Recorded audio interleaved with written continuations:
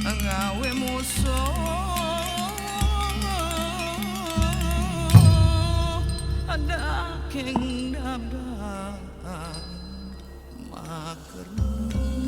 The Ubud Writers and Readers Festival returns with the theme Mulat Sarira, self-reflection, which is a Balinese Hindu philosophy, a spiritual principle of examining our actions, thoughts and values to ultimately build the deepest sense of self-understanding, wisdom and interconnectedness in the pursuit of Dharma, the truth.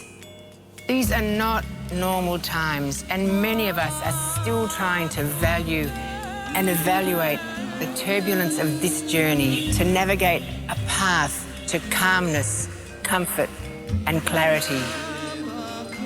The festival will delve into self-reflection and beyond, into cultural introspection, human rights, animal rights, the environment, and to examine who we are, what unites and divides us, how we coexist on this planet, how we care for our planet.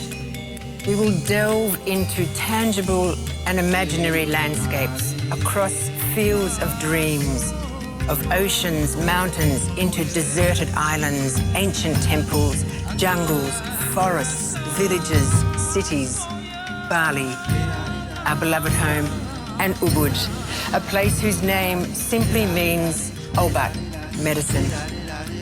To which parts of normal do we wish to return, and what lessons learned will we take into the future?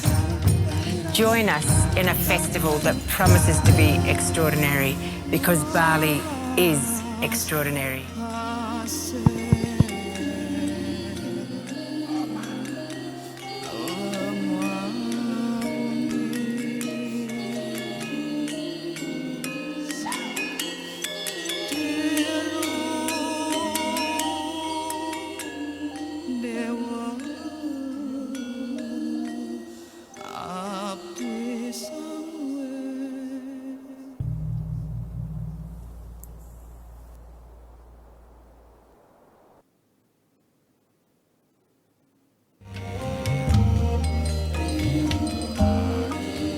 Join us in a festival that promises to be extraordinary, because Bali is extraordinary.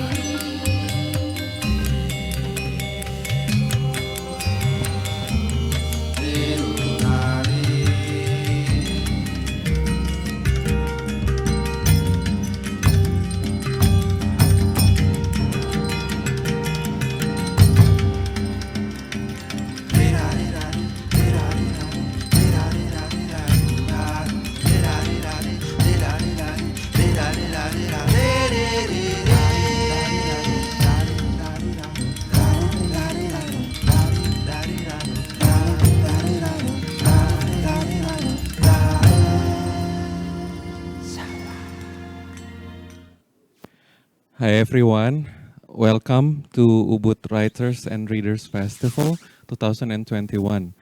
This year, the festival returns with the theme Mulat Srarira, a self-reflection, which is drawn from a Balinese Hindu philosophy. From 8th to 17th October, we will explore the meaning of self-reflection, cultural introspection and human rights, examining who we are, what unites and divides us, and what drives our actions. So I will be your moderator for this afternoon session. And today we will talk about historical fiction, bringing history to today. And particularly we will talk about the legacy of colonialism. So joining us via cyberspace, we have like 3 speakers, and I will introduce each of them to you. The first one is Lala Bohan. Lala Bohan likes to explore personal stories that are often overlooked. Her ability to tell stories through text and images has led her to publish a best-selling trilogy, The Book of Forbidden Feelings, The Book of Invisible Questions, and The Book of Imaginary Beliefs. Her book with Lara Nuberd, The Journey of Belonging, won the 2020 International Ronald McDonald Award. And Lara, Lala's co-writer, is also here with us. Lara Nuberd is a freelance writer, researcher, editor, speaker, moderator, and audio installation artist. In 2017, she started her blog, Gewoon en Indisch Meisje. I'm sorry if I mispronounced it, about the impact of Dutch colonialism, relationship with Indonesia, and the Dutch East Indies diaspora. She also participated in the Indo-Indie-Indonesia exhibition at The Hague with an installation based on Dutch Indonesian history. So welcome to Lala, Lara, and Vanni, and we will start the discussion now. So like to open the discussion, Vanni, I will ask you because I already read your book, The Season of the Yellow Butterflies, and it's about Nias, right? So like my first question will be like, how did you research the book, and then how would you make sure that the history written there is accurate? Well, I wrote two books about Nias. The first one is about, it is among Nias warriors, and it's a story of a young Italian explorer who went there at the end of the 1800s. And that was a time where the Dutch colonialists did not dare to go into the south of the island of Nias, because every time they were losing the battles against the local warriors. So when Modigliani went there, the Dutch thought it was really a crazy thing to do. He went there without an escort. He went there. He had just 4 guys who were helping him to carry his luggage. And Modigliani went through the villages and the wars that were ongoing between the villages themselves. It was, there were sicknesses, there was hunger, there were all sorts of problems. But he managed to come back without ever having a clash with the chiefs and the warriors. He never even had to threaten to use a gun because he went from being with a colonial mentality. He changed completely and learned to understand the people, and took an attitude of putting himself at the same level as they were. Now, what did Modigliani do? He wrote a book in Italian about telling his story, but much more than telling his story. It was a complete treatise about the culture of the Nias. And it covered things like from how they made salt to how they danced. There were the words of their songs, their religion, their medicine, the structure of their society, the role of women in their society. Everything is covered in that huge treaty. And at that time, I was working in Nias in international cooperation for after the big tsunami for the reconstruction of the island. And I met this German missionary who is the one who created the Gunung Sitoli Museum on the Nias culture. And he showed me this book and he said, well, this is a treasure of knowledge, but I can't understand it. So I told myself that it had to be translated, that richness on the history and the culture of the Nias had to be given back to the people. And so I started translating it into English, which would then later could be translated in Bahasa. And as I was translating this book, I found out that the amazing story of the human side and the social side of how Elio Modigliani, the young explorer, was interacting with the chiefs and with the local people. And of course, he was telling his side of the story. So what I did was to go into the villages where he had been and pick up from the local tradition, oral tradition, what the story was from their point of view. And so in my first book, I put together the two sides of the story, then retelling the story of these events. And then I told myself, well, these people, the Nias, they were supposed to be savages. They were supposed to be very aggressive. They were cutting people's heads and using them as trophies. But I knew the Nias from my 3 years working on the island. And it was clear to me that they were very nice people. So I told myself, could I write a book in which I show the Nias, including the fact of their wars and their attitude as warriors, showing them as what they really were. There were people who were falling in love. There were people who were having children and nephews and pets. And there were the good and the bad among them. And in the same way as there were the bad and the good among the Dutch. And so that is the purpose of my second book, which begins with a real historical fact, which is when the Dutch decided that they really had to show that they were able to control South Nias. And so they sent a huge naval expedition there with the order of building a fort that would remain there to enforce the Dutch power. And when they landed, they started to build the fort, but the Nias, they had something like 2,000 warriors, and they could have easily swept away the Dutch before they could build the fort. But for some reason, they did not attack.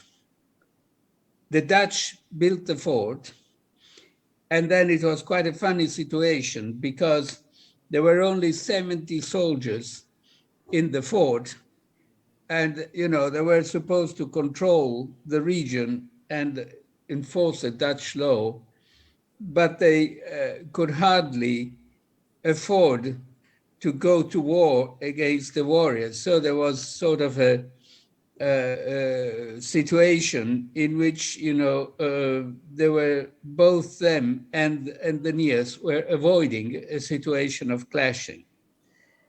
And then what happened eventually was that there was a tsunami that destroyed completely the fort, and the Dutch had to go away once again. One thing is that one trait of the colonialism there was that there was a very hypocritical attitude by the Dutch, who, and it was the so-called temporary slaving. They had officially abolished slavery, but there still was slavery because if you owed money to someone and you were unable to pay, you would become a temporary slave. And that would apply also to your family members, your wife, your kids, etc., until such time as the debt was paid. And that was quite arbitrary to establish how much time it would take. So that's another one of the things that I am telling about in my book. And well, that is my effort, to the meeting. The second book, the novel, is about the meeting of two cultures. There is, it happens through two characters. One who is perhaps the book's main character is the ere, or the shaman of the Nias community of Bawo Matalua, which is the most powerful village in Nias. And he is sort of a bit old. He's in his 50s or so. And he is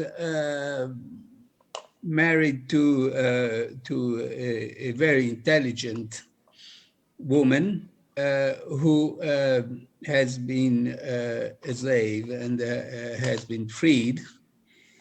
And she has an important influence over him, and he starts thinking that the things should, because there is slavery also among the Nias themselves, that slavery is not good, that headhunting isn't good, that there should be more tolerance, and there should be respect. And the other guy, and he's a shaman, so he's a man of God, and he's also a doctor. The other guy is a white man. He comes from South Africa, and he is a missionary, and he has some serious personal problems, and he's like a little bit of a cursed man. He is a man of God, and is also a doctor. And he has to sort of seek forgiveness for his sins from God. So he goes to live with the Nias and becomes a counterpart to the Nias shaman. And the two of them, there is a meeting of their cultures to discover that at the end of the day, there is only one God, and it is the same God, only he has different names. And they share values, and they share science, and they share medicine, and they talk about the fate of people, they talk about religion. Sometimes bad things happen, and then they ask themselves, why has God let these things happen? And it's very interesting, the answer that is given by the shaman. And he says, well, look, God, he is a very busy guy. He's got so many things to do. And he also has a certain age. He can't be looking after every single thing. If you want God to come and help you, you have to really shout and ask him to look at you. And he will then come to your rescue if you really need it. But if it's something that you could have sorted out yourself, then you have to sort it out yourself. Well, at the end of the day, in the novel, there is a very wicked archbishop, and well, things happen. I will not tell all the story now here, but at the end of the day, to solve a situation, there is a need for an act of God. And it will be the missionary, the South African missionary, who in a certain way converts to the Nias God and praise him. And the Nias God, which is the same God, as provokes the tsunami, which will solve the situation. Okay, So thank you. Yeah, so thank you for giving us like a sneak peek into your book. Like I think it's help us. It's given us like a really um, interesting prompt for our discussion. So like the common themes which come when you talk about colonialism everywhere, you know, like not just in Nias, it's slavery, lots of trauma, lots of violence, but also we have the legacy, right? And then like the clashing of two cultures. And now I'm gonna start talking to Lara and Lala. I know like the two of you collaborate on like a family history project. And then how, speaking of legacy, you know, before we go to the macro context of climate change and environment and all that, like in your work, like how has the legacy of colonialism impact your life, and why do you think family history is important? Either of you can start. Yeah. Lala, you can start if you want to. Okay. Okay. About the legacy of colonialism, I think it's important for us to acknowledge the legacy because it's a shared history. That's the thing that we know, and then it affects many generations after. As I read in the book that I wrote with Lara, I thought that we as a human have the software and the hardware. The hardware that been the heritage from our family, from generation, our look, and then our blood, you know. But also, what's important is the software. The software is like the values that been heritage down to the generation, and also the trauma that you said before. And then I think when you know your personal history, you can finally able to see that the national history as a part of yourself. I mean, which we Indonesian, I think, have lack of this because I was one of the ignorant people of the national history, because I feel that so many distance with the colonial history that we Indonesian have so many. I want to say it as a walls, so many walls, history walls. Like we have to break down before we arrive to the colonialism. We have the 1998 tragedy, we have the 1965 tragedy, and then we have, you know, so many unsolved human rights violation. But as I work on this book, I can find, you know, like I can finally like connecting the dots that it's all connected, and the main source is the colonialism. I mean, when the colonialism happened, we learn in our history books like the date and our heroes, and then the wars, when is the wars happen, and so on. But we never learn like you know, the backstory of the war, the backstory of the heroes, and then what makes them do what they did at that time. And it's so important to acknowledge that the colonialism is not just about the colonizer and the people who are being colonized. There's also, I call them the middleman who opened the door for the colonizer. And I think the middleman, you know, give this legacy to the current Indonesian people in power, who not always doing what's best for the people, but only for the opportunistic approach. And yeah, I think it's important for us to learn the family history, because when we learn family history and we know what's our ancestors' role back in the colonialism era, you know, we have more clarity about ourselves. And then it's not about, oh, my ancestors were, you know, the middleman, and they helped the colonizer to colonize Indonesia. It's not about, you know, said who's wrong or right anymore, because it's already in the past. We cannot change that. But the acknowledgement of our ancestors and their role at that time give us the clarity, like I said before, the clarity of who we are, and then we can reflect clearly on who we are and where we are right now, and then we can, you know, decide what's best to continue, what to learn, what to unlearn. And then yeah, I think it's very important to learn the family history, because we can finally see the inclusivity and the many layers and spectrums of the history itself, that history is not a black and white subject. There's so many gray area. I mean, before I met Lara, I don't really aware about the, you know, the struggle and the history of the Indo-Dutch people during the the transition era from the colonizing era to the independence of Indonesia. And yeah, so many gray area. For example, there are so many Indo-Chinese hero that hasn't been written in the history of Indonesia. There's so many gray areas and so many hidden stories that we need to learn. And I think we can start from the place that the closest to us, that's our home, our family. We can start from that. I would like to ask one more like probing question to Lala, and I will ask the same question to Lara, right? Because it's also, I want to emphasize the theme of legacy here. Because like, why is it important? Because you say it's important to understand history, our past, to understand like who we are at this moment.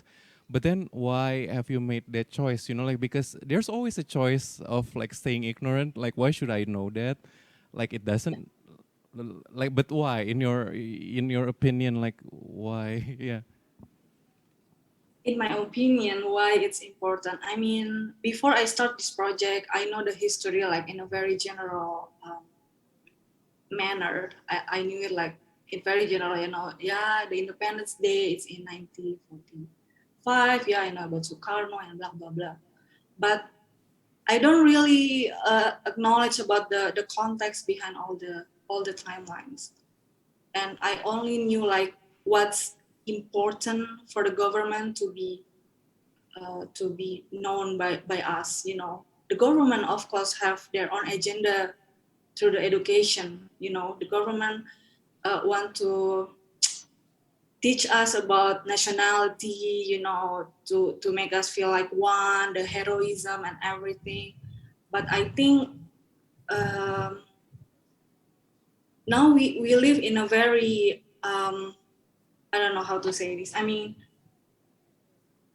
we are coming from the species who let the colonizing and slavery happen in the past. We are that species.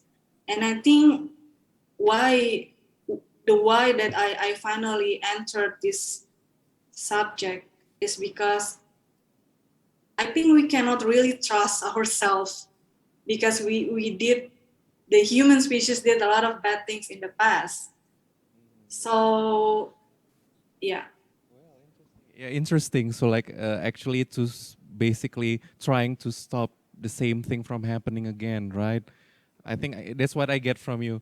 And now Lara, as a historian, yeah, I know like lots of people are ignorant, so but and we can stay that way. It doesn't affect us. But then why do you need? You think we need to know about our history to understand who we are? Yeah. Well, we have this quite famous Dutch researcher, anthropologist. Her name is Gloria Wekker. And she wrote a book and in which she uses the concept of Edward Said's the cultural archive. So she actually says like every nation, or the way people look at themselves as a society, is based on a cultural archive, and the archive is a mental thing. So the stories that you learn in school, the stories that you learn from your family, it's all connected, and they influence the way you look at yourself and the way you look at the world. And I think that's just something to put next to Lala's statement, which I totally agree with. But I think the way we as human beings right now see ourselves and treat each other is also based on that cultural archive. So when you say, for example, Indonesian people let colonialism happen because there was a middleman that made agreements with the Dutch, for example, I think that mentality is also a legacy of colonialism. And that affects the way it affects the way of how a society works. And I think the same would be can be exactly said about the Dutch. I think in Holland, when you grow up, you really learn in school to look at the Dutch as great people. Like, we are a tolerant country, we are open-minded, we teach our children about equality, we have the international law based in The Hague, where we put justice in the world. And so when I grew up, I really thought that's what it means to be Dutch. Well, now that I know the history a lot better, and I see how the Dutch also used their power, I mean, it has never been a fair battle between the Netherlands, the Dutch, the VOC, and the people in Indonesia, when one has guns and a lot more power in a military way. So there is a lot of inequality that finds its roots in the past and in colonialism, and I think it influences the way we look at ourselves today. And for the Dutch, they were, for a long time, they were so proud of their colonial empire that somehow in our society, our cultural archive is influenced by that idea that we are a great country and that we bring justice and and also education and how do you say that in English? It's so early in the morning here. I'm still waking up a bit, so that's why I cannot find the word. But how do you say that? Like civilization, that we bring civilization to the world. And I think when you want to develop a world in which we look at each other in a more equal way, I think we should also challenge those ideas about ourselves. So for the Dutch, I would also really say, like, start looking in the mirror, start looking at your history, and start to see how your privileges come from inequality from the past, and that's still alive. The legacy is still alive nowadays. So before you are getting judgmental about, for example, Indonesian people, or where I think the Dutch are quite arrogant, and that's also a legacy from colonialism. And for me, I've always been in between as a person who has a family background in Indonesia. I never really knew how I related to, or had to relate to this history, because I heard such a different story from my grandma when I grew up about what happened. And it was a very Eurocentric perspective that she told me. So when I started researching this as a historian, and I traveled to Indonesia and I heard the story of Indonesian people, I also connected the dots, like Lala just said. Like, okay, so my grandma has a personal story, but there's also another historical context. And how do those two perspectives connect? And it really, by knowing a broader historical context, I could more easily navigate and understand my grandmother's perspective on history, and also her trauma, for example. And I think that's important to know myself as a human being better, but it's also important to know the society that I grew up in, that I know that and understand that society better. It makes you a critical thinker, and I think that's important when you look at power relations and the way wealth is distributed in the world. I think we all have to do that. I hope I'm paraphrasing accurately here, but then from the two of you, I get your message, right? Like, because one, we are violent beings. We have violent side. I mean, that's not all who we are, but then, because, like, all of us have been victims, and also like perpetrators, and also taking into context that now our society still operates on dominance, subjugation, and hierarchy. So like the slavery and the violence and whatever is still going on today, right? So it's important to actually like be aware of that side of ourselves, and then the way society works, and also to not to be swayed by the virtue signaling of governments, right? The propaganda, like the Netherlands or Indonesia is a tolerant country. Because that can also and then I think that also serves the powerful, because they want to sweep the shadow side away. But then when we're not aware that we have a shadow side, we're always in danger of exploding. So really interesting. And I will have like one question to the three of you. I think I will start with Lala and Lara. I hope it's fine. So it's a two-pronged question. So, like why literature? Why not through academic texts or whatever it was? But why do you decide to write about history in literature, literary form? And then, of course, like B, of course, when we read like the ethnographic or the anthropological studies from the past, written mainly by like Westerners, we've seen like the colonies are being presented in two extremes, right? And this, on one hand, as Vanni said, like we're described as savages, people who can govern ourselves, like really violent, you know, we cut people's head off, etc. But on the other hand, we also see our cultures being exoticized, right? Like the naked women and like the paradise. And of course, at least the image of the paradise still alive here in Bali, but then also the image of savages. When you read news stories about Indonesia in newspapers, what do you read about? Like terrorism and conflicts, etc.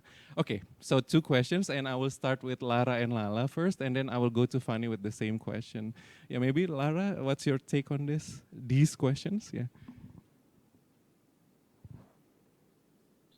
Wait, are you asking me or Lala? Lara, you. It's so difficult because our names they're so alike. Similar sounding. Yeah, so you're asking me about the way that we look at each other, and I would say I will answer your question based from a European perspective. I think when Europeans, or let me say Dutch, when we travel the world, or when we write books, or I think it's indeed true what you're saying, that there is still this exoticizing, is that the word? Of people that are non-European, and I see that happening in Dutch media when it's about Indonesia quite often, and there's also quite often an undertone of, you see, they still cannot really take care of themselves. And I'm always fascinated by the fact that we have anthropologists and researchers that go, for example, to Indonesia. We have this Dutch institute called the KITLV. It's a research institute that does research in especially former colonies. And for example, and I mean, I like the research project, it's interesting, but I would also say, like, it never happens the other way around. So what happens is that Dutch researchers, they go to Indonesia and they film locations over there, and they record the change over time. So every 2 years, this research team comes back and they film and record the same place in a street in Sumatra, a street in Jogja, I don't know, the life in a school building, wherever.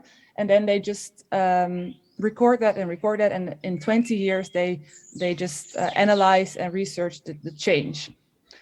Well, okay, it can be quite interesting, but I'm always thinking, like, imagine a group of Indonesian researchers go to the Netherlands, or a group of African researchers, they go to the Netherlands and they would do exactly the same. Like, they would record on Dam Square and then they are going to analyze it. That just never happens. So somehow there is a sort of inequality in that. And I would love to see African researchers or Asian researchers, people from Indonesia, looking at the Dutch like that. That would be great.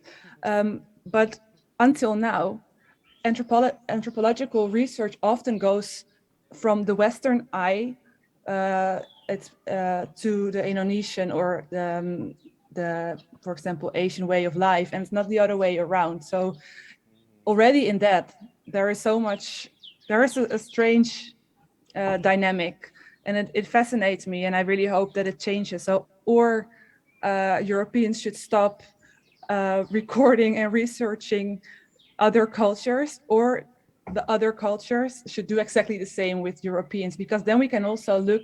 I mean, the book that I just told you about of Gloria Wekker, she actually did that. She looked at Dutch society and she tried to describe the mentality of Dutch society, and so many people got so angry by her book because Dutch people themselves are not used to the fact that they can be analyzed as well, while for centuries we are analyzing others. So yeah, in that I already see a lot of inequality. And yeah, and indeed, yeah, Orientalism, that's the word. And before we move on to Lala, I would like to ask you, can you tell us a little bit, like, because we were discussing about the legacy of colonialism, in terms of climate change, because that's the novel that you're working on. Can you describe like how colonialism correlates with climate change? Yeah, Lara, you. Yeah. Oh, no, sorry. I think that was a misunderstanding, because the novel that I write is not about climate change. Oh, okay. But yeah, previously we were talking about also the inequality when it comes to climate change and the effects on the world, and how it's based on colonialism. And yeah, I just named the example that when I traveled through Sumatra, I saw so many palm oil plantations, and they were all from the London Sumatra Palm Oil Company, and that company has its roots in the era of Dutch occupation. So yeah, also with that, I think so many things that are happening right now in the world. I mean, all those palm oil plantations or oil fields in Indonesia, they all have been started by the Dutch. The exploitation of nature happened and started with the Dutch. So yeah, and now, and that's a good example, because when I read media articles in the Netherlands about the forests in Indonesia and how they are being destroyed to build palm oil plantations, we never talk about who started this. It's always like blaming Indonesian government or Indonesian workers that they don't care about their nature, while the biggest quest for palm oil comes from the West and also started in the West. So if we want to solve climate change, I think we should also really look at that and yeah, take that into our account. Yeah, thank you. And Lala, what's your take on the literature question?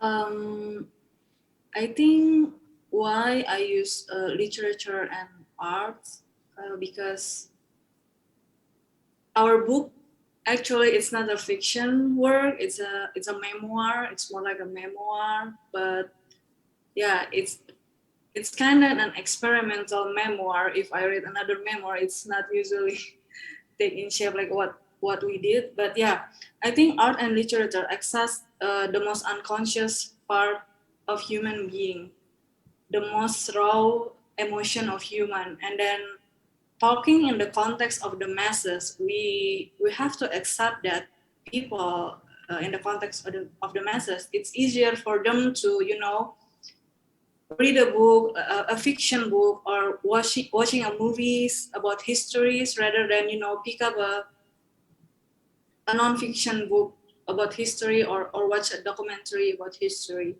And why is that happening? Because I think with literature and arts, we use the medium, the both of medium, to find ourselves in it, and then to have a reflection. It is a medium of solace, and that's why I think it's very personal for everyone who, you know, consume art or literature. And then, for example, in Perjalanan Menuju Pulang, we talk about history, personal history, shared history, but we use the most mundane things to as an entrance door. We use food as the entrance door to talk about history. And I mean, food, we all eat the food. We all have like the food that constantly appear on our dining table. We have the food that we collectively like as a family or community. And there is a lot of history and story behind the food that we eat daily. And I think that kind of approach that's constantly being used by literature or arts, that's why bring the work closer to people of the masses, because it used the door, the entrance door is familiar with them. The distance is not that, that wide. For Okay. example, if we starting the book talking about, for example, war in Makassar, maybe people not like instantly, feeling related with the topic. But when we can, use an interest that feel close to them, that it will be different. I think that's why art and literature works with the Yeah. masses. Before I move on to Vanni, I would like to probe Lala with one more question. So how has the reception been for your collaborative work with Lara? What people have said to you after they read the book? Can you think like some really interesting stories about how people respond to your book? Okay, so my previous book, it's not, it's more like an art book, like a visual book, like visual poetry book. And then I talk about little mundane things. And then suddenly I make this book with Lara. And then at first I was afraid, to be honest, because I don't know if my readers ready to accept this kind of book. But when I decide to join the workshop with Salihara, because Salihara, make this workshop and invite 6 artists from Indonesia and 6 artists, Indo-Dutch artists from the Netherlands, to create collaborative work. That's the starting point of this book. And then when I decide to join the workshop, I tell myself that I used to, creating books as a medium of expression. But when I joined the workshop, I tell to myself that I joined this workshop because I want to learn about this topic. I want to learn about, the connection between family history and national history. And because I have the awareness that I'm one of the ignorant young people towards the history. So I use this book as a learning process because I think that's also valid reason.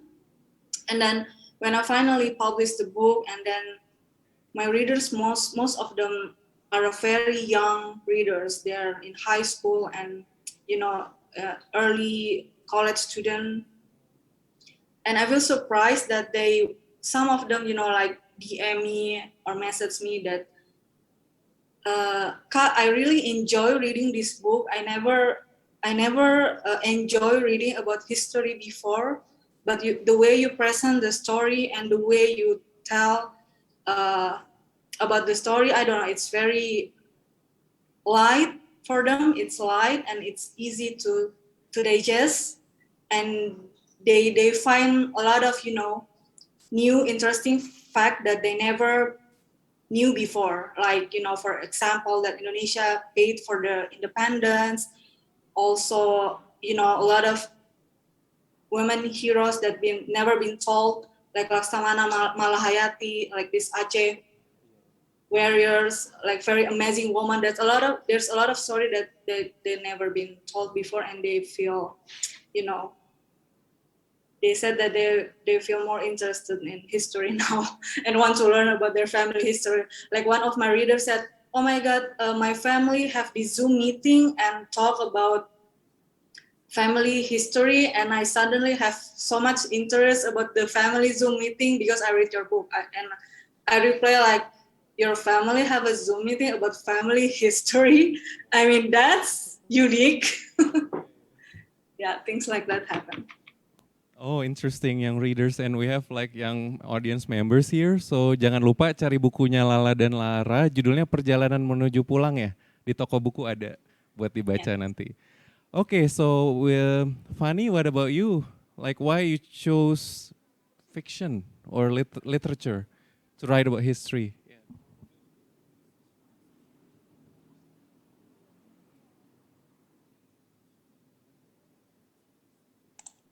Yes. Can you hear me? Yeah, I can hear you. All right. Because I had, if you like, already been writing about history, and I wanted to convey feelings, emotions. I wanted people to be able to put themselves in the position, in the clothes of the people who were living that story, and their feelings, their love, their fears, what they were going through, because that is what really can build the bridge between two cultures. For example, in my book, there are references to music. There are moments when, for example, there is this love story between the old man, the old shaman, and his wife. And it's a very tender story because she is he's getting old and is not able to be as strong as he used to be. And she's sort of protecting him from himself, so when he is too tired to continue climbing up a trail, she says to him, "Oh, I am so tired. Can you please stop and let's take a rest," so that he does not feel that he is getting too old. And at that moment, he asked us, I quote from the Beatles, you know that song, When I'm 64? Yeah. He is asking her, will you still need me? Will you still feed me when I'm 64? Not with those words. But I mean, there is a bridge of a similar situation between cultures there. Maybe that's not the best example, but anyway, what I'm looking for is to share feelings and situations. Since we're talking about also exotism and violence, I want to I have a little story to tell you. I have grown up in Africa. My family was a family. We also have a very strong family history related to colonialism. My grandfather was an explorer. My father was, first he was serving in the colonial service, and then he became a diplomat. And myself, I've been working in international cooperation all my life. So I spent something like 27 years in Africa, 3 years working with Indonesia and so on. So I've been exposed to many different cultures. Now, when I was a little boy, first I grew up in Somalia, and my classmates were the Somalis, and I was sharing my bench with a Somali boy, and we were completely there was no discrimination at that time. Then we moved to South Africa, and there I found myself, that was the South Africa of apartheid, I found myself in the middle of racism. And actually racism was also directed at Italians. As an Italian, I was considered to be just a white man or a white boy, but the South Africans hated us. They hated us because they had been fighting in Italy during the war, and this was just after the war. So I went through a lot of bullying on a racial basis. And I was fighting every day against the English and the Afrikaans boys. This was fighting between boys. And we had a Zulu gardener working in our family house, and he understood what was going on. And you know what he did?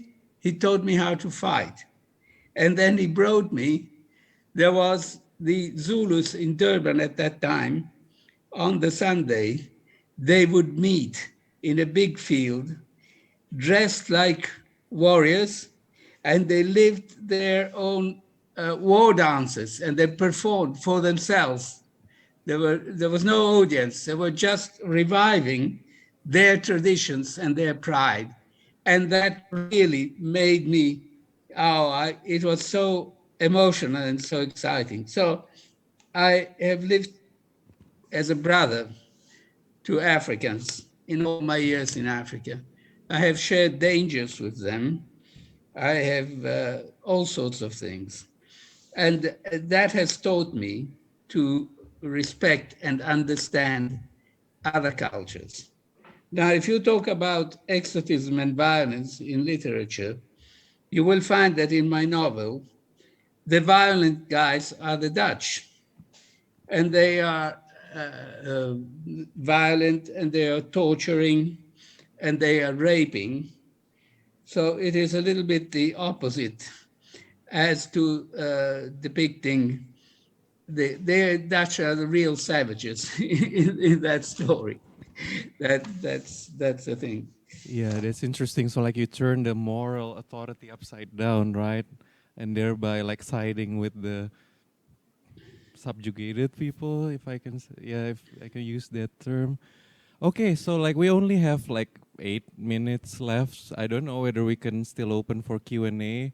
Like, does anyone here want to ask a question? Anyone present in the studio or anyone from the Zoom meeting? Yeah, so while waiting, I think I would ask each of you to say like a final, like a closing statement.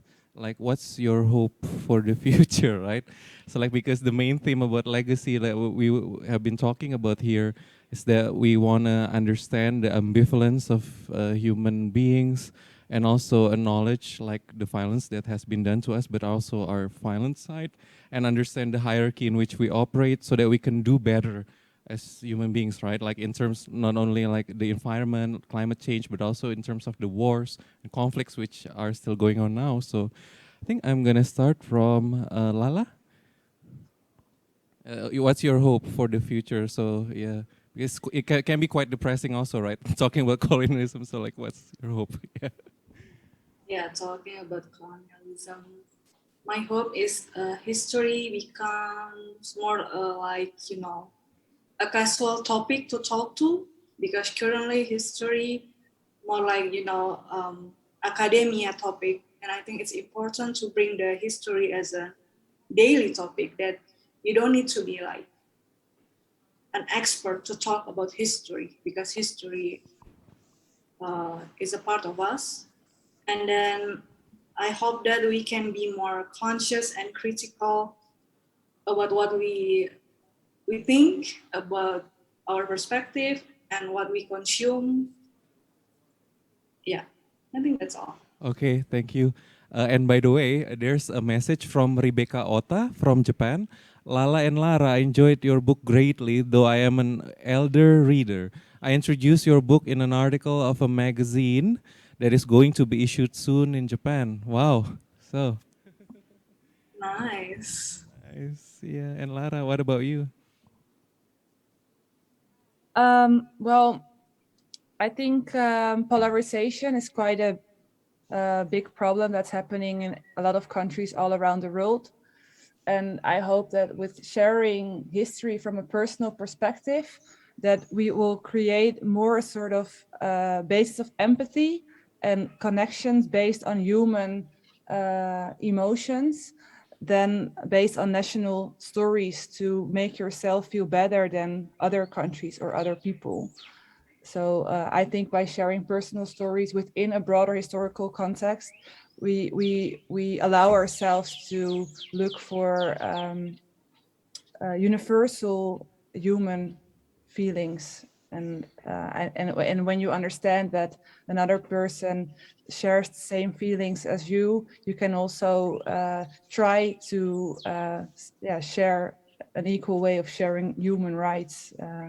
And to make the world just more equal. So that's what I really hope, of course. But I think we all, as people, we really have to invest in that, because otherwise, if we just only look at our own small little box and perspective, then that's going to be really difficult.